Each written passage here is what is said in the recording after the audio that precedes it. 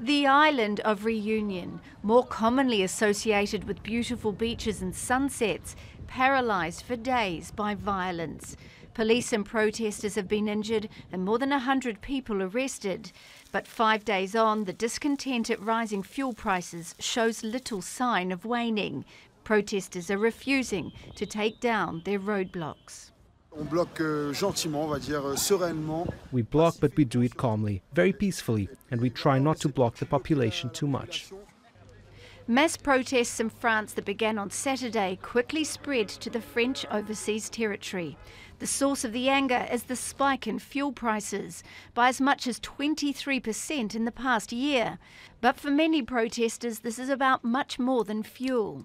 They're angry at the rising cost of living and poor public services. Officials introduced a curfew in some parts of Reunion to dampen nights of violence. French President Emmanuel Macron says he'll deploy the military to restore order. There are many initiatives that we've undertaken in Reunion, in the economic sector and local housing policies. But on the matter of public order, I say it clearly.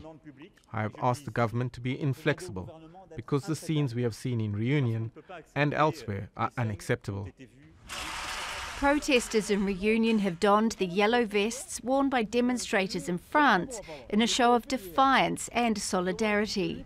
They want the government to drop a planned tax increase on fuel and say they'll maintain their roadblocks and protests, even if it brings the French territory to a standstill. Mereana, Al Jazeera.